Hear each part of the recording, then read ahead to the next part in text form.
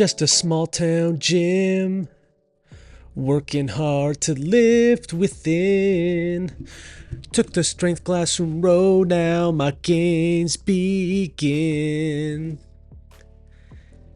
Just a barbell guy, pushing plates till I touch the sky. Found my path in the strength classroom where I'll never shy. Lifters in the night. I don't remember the rhythm at this part of the song. What's up, everyone? Welcome to another episode of the Strength Classroom. Today I'm showing you a max effort lower body workout. As you can see, I'm a big fan of starting off doing jumps and explosive stuff like that, but while I'm warming up or priming my heavy lifting. So if you can think of a chart, right? It's like an inverse relation. As the weight starts getting heavier on my strength movement, the amount of jumps I'm doing, or the volume of jumps, or the difficulty of jumps is going down. It's not meant to be a superset where it's like I increase the volume of the jumps as I'm increasing the weight of the deadlifts or the squats or whatever movement I have. It's meant to almost be a contrast. Now, I always like to keep in my fuck ups, okay? Just to teach the lesson that when you're doing any type of jump, you need to be able to give it your full force. So you see right there, I chickened out at the last second. And as soon as mentally I chickened out, you just abandon the set. You don't just keep going, right? And I always make small little minor adjustments. Maybe I want to put a pad. Maybe I want to increase the height of the hurdle. Things like that. It doesn't always need to be a set height. So I'm going with a wider stance than usual for my sumo deadlifts. I don't want it to be a wide stance conventional. I think that's the biggest mistake myself and a lot of other people make when doing sumo deadlifts, is they tend to put their stance in a way where it just ends up being a wider stance conventional deadlift. But I really want to emphasize the hips and the wider stance. Oh, I almost ate shit there. I almost damn near had a heart attack. And that's why you got to approach every jump with 100% intensity, 100% effort. Because if you don't, you get lazy. And when you get lazy on things like jumps, hey, you're punished for it. That's why I like things like jumps and explosive exercises, because it's not like the first rep in something like bench or overhead press or pull-ups. If you can't make it, you can't make it. And you just fail the weight. You put the weight down, whatever. But when it comes to jumps, cleans, things like that, you might be physically punished for not expressing enough power. And that's why these exercises can't really be replicated. Sure, I preach dynamic effort and things like that, but that is like speed strength or strength speed. If you can't move the weight fast enough, oh well, you just take some weight off the bar and move it fast enough, right? But with jumps, you're punished. You might get injured. You might not complete the rep. With dynamic effort stuff, you're still going to get the rep anyway. It's just not going to be as fast as you intended. So that's why it's important to do both. You can check that out in a bunch of my ebooks. I preach about it all the time.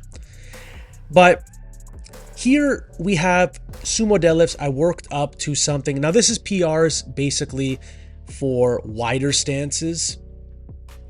Like I said in my live, I have a hard time using my lower back in deadlifts. It's not that it's weak enough. I have a hard time cueing it. So as you could see there, I tried to rip it off the floor and I could tell I was only really using my legs. And then when I got my chest up more, I engaged more of my erectors and then the rep went up fairly easily. So it's something I have to work on a lot. I think that's what's holding back my overall pulling strength. And it's never a bad thing to have weakness. It's a bad thing to not know what your weaknesses are and to not know how to address them. But to have weaknesses, listen, everyone has weaknesses. Everyone can get something stronger. Even if you're Ed Cohen, Larry Wheels, any strong person you could think of, they have a weakness that's holding them back. Sometimes it's mental, sometimes it's physical, sometimes it could be technical. All sorts of stuff can be weak. Now here's safety bar front squats. It's not a front squat in the way that it doesn't mimic a front squat. Basically, this is a high bar squat that stresses your upper back a lot more than a traditional high bar squat would. And it relieves stress on the shoulders. It's actually a very underrated lift. A lot of people think this directly replaces the front squat.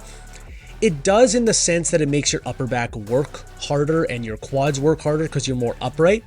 But it does nothing for, if you're doing this in place of a regular front squat and you're like an Olympic lifter, I don't know why you would do that because it's not training the front rack position. But someone like myself, or if you have similar goals than me, then it is fine to do this as a replacement. Also, I have a broken collarbone that healed funny, so it's really uncomfortable to have a front rack position for me. It always has been, always will be.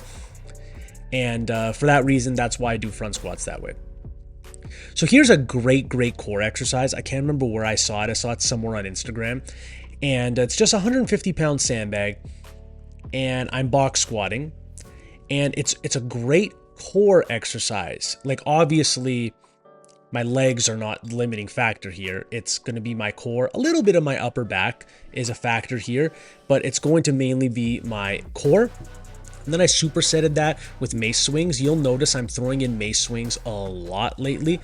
I might make a separate video altogether as to why it's great. I've noticed it's really carrying over to things with jiu-jitsu and martial arts, as that should be no surprise just by looking at this exercise.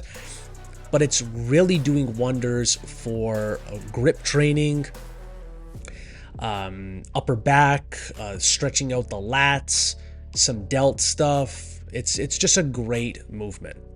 And a little bit of hips. You can see my hips are swinging from side to side.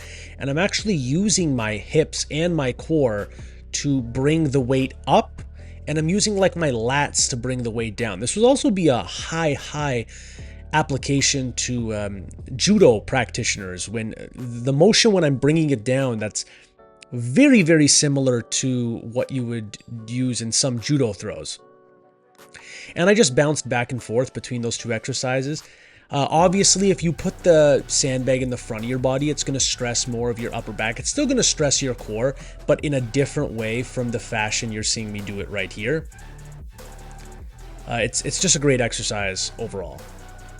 If you can place it into your off days as some general conditioning. You put it at the end of a leg workout, in the middle of a leg workout, as you see here. I'm having like a high emphasis on core training. In addition to having some leg stuff, it's quote-unquote functional, all that good stuff. It's just a great exercise. If you have sandbags, don't just think the only thing you can do is walk around with sandbags. There's so many other things that you can do with applying the sandbags to your training. Now here's some reverse hypers. Nothing much to say. I'm gonna experiment after reading your comments about the difference between slightly bent knees and straight leg reverse hypers. Someone said if you keep your legs straight, it'll hit your low back more. If you have them slightly bent, it'll hit your glutes and hamstrings more. Overall, they're obviously both going to hit your glutes, hamstrings, and low back, but it's just about what muscles they will emphasize. If you're wondering if I regret my purchase, or if I like my purchase, or how I felt about my reverse hyper from Rogue, the Scout reverse hyper, I honestly like it. I think super heavy good mornings or reverse hypers are kind of overrated, in the sense that after a while you just start swinging the weight, and I'm trying to control it when it comes down to the bottom. I'm not trying to just let it swing back and forth. So as you can see, when I dismount, there's very little swing. As you can see, like it just swung one or two times, and then it was already stationary again. A lot of people, just to even get the machine going, they have to do like mini reps to get it going. I never want to perform them that way. I like the way I perform much better. There is applications for both, but I prefer the way I do it. Now here's some neck. I supersetted that with the reverse hypers, just some neck extensions. I'm realizing that I like to have my neck kind of rounded. I feel like that hits my actual neck musculature a lot more than if I keep my chest up. So that's something I've experimented with when it comes to neck extensions, and I actually enjoyed it a lot. So here I work up to 70 pound. I'm going to start doing heavier neck extensions at least once a week, go heavier, and then base my volume work off that. If you'd like to figure out how I program neck, just go in the description, go to my stand store, look for my neck ebook. And then I finished off with some lower body like endurance stuff. Sled drags in my basement because I honestly can't go that far, and it is wintertime in Canada, so I can bring this outside, but it's gonna be a freaking pain in the ass. I just do as many passes as I can with X amount of weight. As you can see, I'm slightly crouching down just to get a different feel in the hamstrings as opposed to doing them straight legged. But that's all there is for this workout, ladies and gentlemen. If you have any questions for me, like, share, subscribe to all the good stuff. Drop a comment if you have a question for me. And have a great day, ladies and gentlemen.